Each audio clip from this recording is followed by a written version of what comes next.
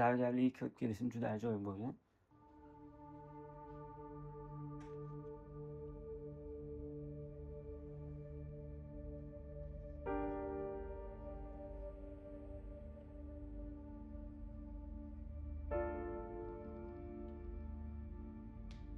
Mani tog'am, qarindoshlarimiz, umuman onam taraf qarindoshlar hammasi zargarlar.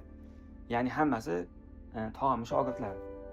Men ham tog'amnikiga tog'amning o'g'illari bilan o'ynagani borardim oldin.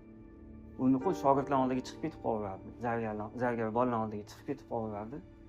Bu yoq bitta o'zim sho'ppayib o'tirardim. Keyin men ham sekin qanday bo'larkan deb shu tepaga chiqqanman. Bitta o'sha atmosferani his qilganman. Keyin men o'zim ham shu xonalarga yugurib chiqadigan bo'lishni boshlaganman. Shundan zargarlikka kirib kelganman. Boshida ishonishmagan, ko'p narsalar berishmagan. Lekin sekin-sekin ishlab, juda kichkina bo'lganman. Shuning uchun hamma narsani ham qo'limga berib qo'yishmasdi. Chunki tilla bilan ishlanadi, qimmat. Nima deb qilib qo'ysa qimmatga tushadi, zarar keltirib qo'yishi mumkin. Lekin anchagacha juda mayda ishlarni qilib yurganman. Faqat stol yig'ishtiraman, idish-tovoq yuvaman, amborlarni joy-joyiga qo'yib qo'yaman. Ular faqat yig'ishtirganman, o'tda yurganman, bu yerda yurganman. Yoz 3 oy yoz kanikul faqat mana shunaqa o'tardi. Tog'amnikiga ketardim, zargarlik bilan shug'ullanardim, o'rganardim. O'qish boshlanganida o'qishdan keyin bormaganman. Har yakshanba ertalab vohlikdan borardim, borib ishlardim. O'sha paytlarda ustozlarimga oxiri nimadir yasashni o'rgatinglar, tushuntiringlar deganimdan keyin menga oldingi oti bochka uzuv deyiladi. Abuchalni 5 ta toshli onalar taqishadi. Ko'pchilik yosh kattalar biladi. Xuddi o'shanaqangi abuchalni yasashni topshirig'ini berishgan, qo'limga ozgina mis berishgan. Mana shundan yasagin deyishgan. Men o'sha uzuvni yasab, shunaqangi ko'p vaqtimni ketkazganman. O'zi bir dona uzuv kun bo'yi qilaman, to'g'irlayman, bolg'alayman, razmerini to'g'irlayman, uraman, unaqa ko'raman, bunaqa ko'raman. Keyin mana shu yaltiratish jarayoniga yetib kelganda, u payt apparatlarimizning ovozi juda baland bo'lardi, motor ovozi juda qo'rqinchli bo'lardi. Qo'rqqanimdan motor yoqardimda, tez o'chirib, shu to'xtab olguncha bo'lgan etabida polirovka qilib olardim. To'xtamay o'zi ham bir yarim kun polirovka qilganman. Har kuni kelaman, yaltirataman. Ustozlarim "Buncha ko'p yaltiratasan" deyshadi. "Ya bo'ldi, mana shu oxirgisi" deyman. Keyin ozgina bo'shab qolgandan keyin yana o'tiraman, yana yaltirataman. Shu darajada yaltiratib olganimdan keyin ustozlarim qarab, "Buni qo'liga adashib tilla berib qo'yingmiz" deb o'ylashgan. Keyin uni tillani tekshiradigan apparat bor, ximka deyiladi. O'sha apparatga men 1,5 kundan oshiq vaqt ketkazib polirovka qilgan uzugimni bitta o'sha apparatga tiqib qop-qora qilib berishgan. Birinchi yasab sotgan ziragim bor. Opam jiyanimga zakaz qilganda, "Yasab ber, mana shu jiyaningga bitta zirak, o'zing qo'lingda shuncha o'rganding-ku, o'rganib yuribsan-ku" deganlar. O'shanda umrimda birinchi marta zargarlik asbob uskunalar sotiladigan do'konga borganman, Chorsida edi. Borib nima deyishni ham bilmayman, nima qilishni ham bilmayman, o'rtada turibman. Masalan, anaqa bo'lib hayajonlanib turganman. Keyin qarindoshimiz kelib qolganlar. "Saydadim, nima qilyapsan?" Mana shu opam detskiy zirapda zakaz qiluvdilar, o'shani qolipini olgani keluvdim. Desam, menga umuman boshqacha ziraklarni qoliplarini berishgan. Ya'ni yo'q, bu emas deya olmayman. O'z qo'limda arzimagan qolipga pulim bor. Ularni ham qo'shib olib, keyin bitta o'zimga yoqqanini qo'shib olganman. "Yo'q, men buni qaytarib bera olmayman" deb hammasini olib ketganman. Keyin yasab berganman.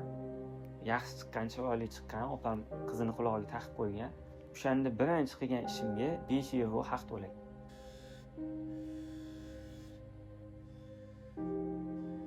Shogirdlik paytlarim juda qiziq o'tgan. Hammasi yosh katta bolalar bilan ishlaganimiz uchun kelajakdagi muomalamizga ham, boshqa jihatlarimizga ham juda ham chiroyli ta'sir qilgan. O'rganganmiz. Tog'am qo'ymas edilar. Har doim yengillik tarafdori bo'lgan edilar. Keyin uydagi sexni yig'ishtirib, yopib, Alif oltin markazi bor, hozirgi Gold Center Novza metroda joylashgan. O'sha yerda ustaxonaga kollejdan keyin ishga borishni boshlaganman. O'tda ham juda ko'p voqealar bo'lgan, qiziq ishlar bo'lgan.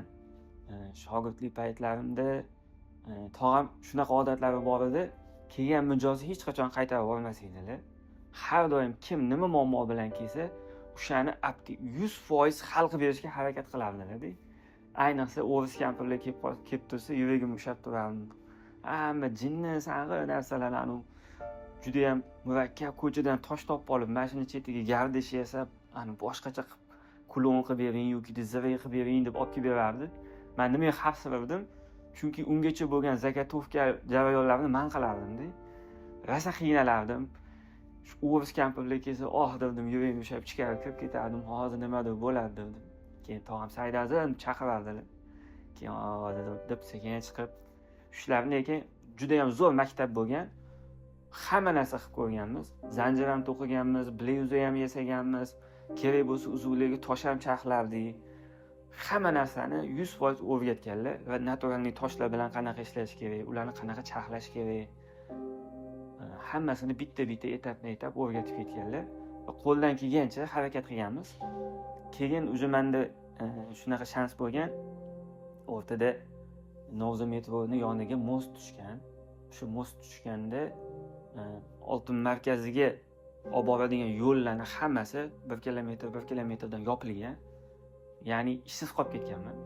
O'rtada keyin ozgina santexniklik qilganman, kirakashlik qilganman, elektriklik qilganman. Baribir ko'nglim chopmagan. Keyinchalik bo'lsa,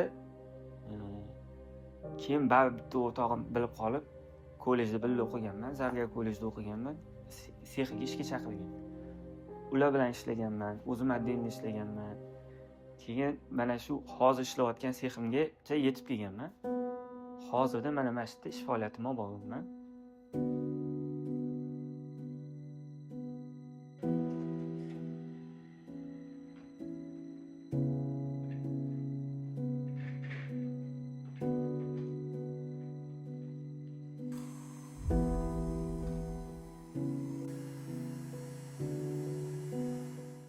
Shu oltin markazda Alifda shogird bo'lib yurgan paytimizda shu oltin markazni yopib yuborishimga ozgina qolgan. Bizda shunaqa payka apparatlar bor. Payka apparati kattasida benzin quyib ishlatilinadi. Benzini ko'payib ketib qolsa, bu yoqqa benzin sochadi, purkiydi hamma yoqqa-da.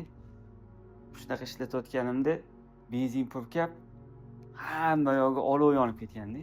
Hamma yoq olov sachrab tashlagan. Keyin mana uni olib, olovni suv bilan o'chiradi endi. Benzin suvda o'chmas ekanda. Shundoq suv quysam, olov shundoq yoyilganda. Butun anaqa yarimi pastki olov bilan yonyapti. Keyin bu yerda boshqa akam bor edilar, kelib огнещитель bilan bitta o'chirganlar. U огнещитель ham eng alam qiladigani ko'pikli emas ekan, kukunli огнещитель ekan. Hamma yoqni chang qilib kir qilgan. O'zi ham 3 kun qo'limdan latta tushmay, tinmay tozalagan. Menda shunaqangi omadli bo'lib qolgan, omadli holat kelib qolganki, opalarim hammasi med kollejda, pet kollejlarda o'qishgan. Ishlashgan joyligi ham bog'cha, poliklinikalar bo'lgan. Har doim uzuvlar, kumushlardan uzuv yasardim. Olib borardim, opalarimga berardim. Bir kuni pet kollejda sotib kelishsa, ertasiga ulardan qaytarib olib, med kollejga opamga olib borib berardim. Undan olib poliklinikada ishlayotgan opamga olib borardim. Undan olib shu bog'chada ishlayotgan opamga olib borib berardim. Mana shunaqa ayollarning davrasida narsalarimni berib sotirardim. Birinchi daromadlarim o'zim yasagan narsalarimni sotishlarim shundan boshlangan. Ba'zida o'rtoqlarimiz bilan ko'rishganimizda, o'tirishlarga borganimizda zargarlarning qo'lini orasi har doim kir bo'ladi, qora bo'ladi. Endi tillani polirovka qilganda qora ish bo'ladi. U ketish juda ham oson emas. Yetmaganiga har kun qilsa bu teriga singib ketadi, terining orasiga qora bo'lib kirib qoladi. Shu payt o'rtoqlarim qo'lingni yuvib kelsang bo'lmaydimi, yaxshiroq yuvsang bo'lmaydimi deb sal o'zligini olib qochishardi. Keyin tushuntirganman, mana shunaqa bo'ladi. Bitta ikkitasini kelib tepasida ko'rsatganman. Mana shunaqa ishlar qilganimiz uchun qo'limiz qora bo'ladi, ketmaydi dedim. Qo'lni qora qilib mehnat qilish mana shu bo'lsa kerak endi. O'zini ustida ishlamagan zargar anaqadan chiqib ketadi, bozordan chiqib ketadi. Ya'ni eski narsa qilsa chiqib ketadi. Doim o'zini ustida ishlab, yengilligiga ochuv bo'lib, yengillik qilib turmasa, zargarlik sohasida orqada qolib ketilinadi. Zargarlik jarayonida eng anaqasi juda ham esda qoladigan narsalar bu barmoqdagi, qo'ldagi chandiqlar. Juda ham zargarlik sohasida unaqa o'ylagan, ko'ringanidekka oddiy emas. Ozgina murakkab joylari bor. Men yosh shogirdlik paytlarimda har doim qo'limga yo pinset tiqib olardim, yo sim tiqib olardim, yo issiq narsani ushlab olardim. Har doim qaysidir barmog'im kuygan, qatimda qonagan, qatimda shilingan. Mana shu qo'lim to'la chandiqlarim bor. Har bitta ishni eslatadigan, esda qoladigan chandiqlar. Ya'ni hammasini o'zini xotirasi bor. Zargarlikda halollik juda ham muhim narsa. Hamma aytishi mumkin, hamma sohada ham halol bo'lishi kerak deydi, lekin zargarlik sohasida aynan halol bo'lish juda qiyin. Chunki tortma to'la tilla. Bu tillani hozirgi mana bugun yozyapmiz, qachon chiqadi bilmadim. Bugungi kundagi narxi, lom narxi 820 ming so'mda. 1 grammini olib chiqib ketsa ham hech kim bilmaydi. Yarim grammini olib chiqib ketsa ham hech kim bilmaydi. Yarim grammi ham 400 ming pul bo'ladi. Shuning uchun zargar sexlarga yangi kelgan ishchiga hamma o'g'ridek qaraydi, hammani kuzatadi. Zargarlikda keyin shunaqa narsa bor. Zargarlik har doim ham hammani ish tushiradigan soha emas-da. Bitta odam tilla olganidan keyin eng kamida 2 yil, 3 yil siz boshqa zargarga uchramaydi. Zargarga ishi tushmaydi. Shuning uchun halol bo'lish kerak degani qaysi ma'noda? O'sha 2 yildan keyin ham, 3 yildan keyin ham mana shu bola halol edi, mana shu bola ishingizni zo'r qilgan edi deb qaytib kelsin. Ko'pchilik endi guruch ko'rmaysiz bo'lmaydi. Aldoqchi zargarlar ham bor. Hamma yoqda bo'ladi, odamlar. O'sha bitta aldoqchisiga uchrab qolishadi. Keyin bo'ldi, ular to qaytib yana zargarga ishi tushib kelguncha 3 yil vaqt o'tadi. 3 yil ichida ular zargarlarga nisbatan faqat negativ fikrda bo'ladi. O'sha 3 yildan keyin ham do'konga boribmi, zargarga boribmi, nima deb ovotganida rasa stolga qarab, nima deydi, qo'pol qilib yotganda mijg'ovlanib, g'ijjalab hamma narsasini so'rayveradi. Shuning uchun zargarlik sohasida juda ham halol bo'lish kerak, omonatdor bo'lish kerakki, chunki men o'zimda ham bor. 2 yildan beri bir inson 20 grammga yaqin tillasini tashlab ketgan. 2 yildan beri tortmamda turadi. Har bir 3-4 oyda bitta telefon qilib turadilar. Saidazim, labbay, tillamni bugun olib ketmoqchi edim deydilar. Bo'ldi, tayyor turibdi deyman, shu bilan kelmaydilar. Lekin turibdi. Yana tortmamizda shunaqa narsalar bor. 4 yil, 5 yil oldingi kimdirlar kim tashlab ketganini biz ham bilmaymiz. Yotibdi, tegmaymiz, ya'ni eritib olsak ham bo'ladi. Bo'ldi, shuncha yildan beri yotibdi, egasi kelsa kelardi, desak bo'lardi, lekin shularni dishchalarga solib, aldinni olib qo'yganmiz. Bu narsani tog'amdan o'rganganman, tog'am o'rgatganlar. Tog'amning ham tortmalarida necha yillik zakaslar yotardi. Hech qaysini kelmaydi, bo'ldi, egasini esidan chiqib ketgan deb eritib olmaganmiz yoki sotib boshqa ish qilib olmaganmiz. Menimcha haligacha tog'amni o'sha o'zlarining shkatulkalarida tursa kerak, o'sha eski klientlarini qolib ketgan narsalari. Ustozga ham juda ham katta bog'liq narsa. Baraka topishsin, shunaqa narsalarni bizga o'rgatishgan. Lekin mana shuncha yil zargarlik qilib kelgan bo'lsam, o'zimni kasbimni to'g'risini aytaman, yaxshi ko'rmas edim, yomon ko'rardim. Zargarlikdan boshqa ish qo'limdan kelmagani uchun majburlikdan qilardim. Har doim miyamda bitta narsa bor edi. Bo'ldi, xudo xolasa ozgina pul yig'ib olsam, xuddi ochaman. Ozgina pul yig'ib olsam, boshqa ish qilaman. Ozgina pul yig'ib olsam, anaqadan Xitoydanmi, Turkiyadan kiyim olib kelib sotaman. Faqat mana shunaqa xayol bo'lardi. Chunki yaxshi ko'rmas edim, bunaqa sevib qilmas edim. Lekin karantindan keyin hayotim vaqtim o'zgarib ketdi.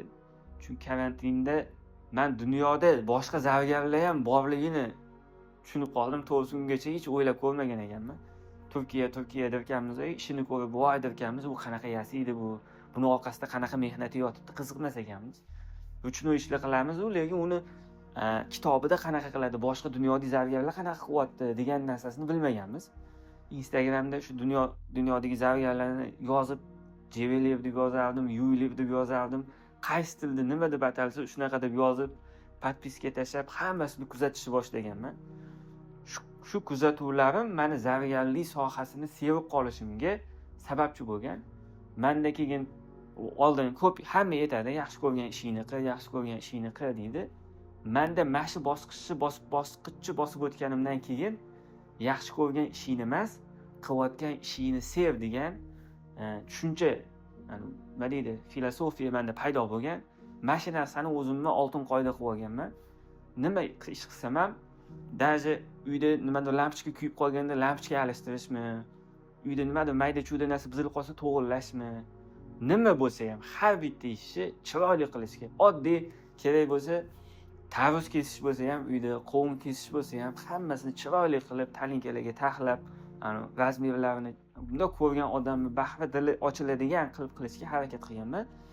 Men hammaga tavsiya qilardim, yaxshi ko'rgan ishingni qil deyishadi, lekin qilayotgan ishingizni sevsangiz, ya'ni qilayotgan ishingizni sevib qolsangiz, albatta yaxshi natijalarga erishasiz.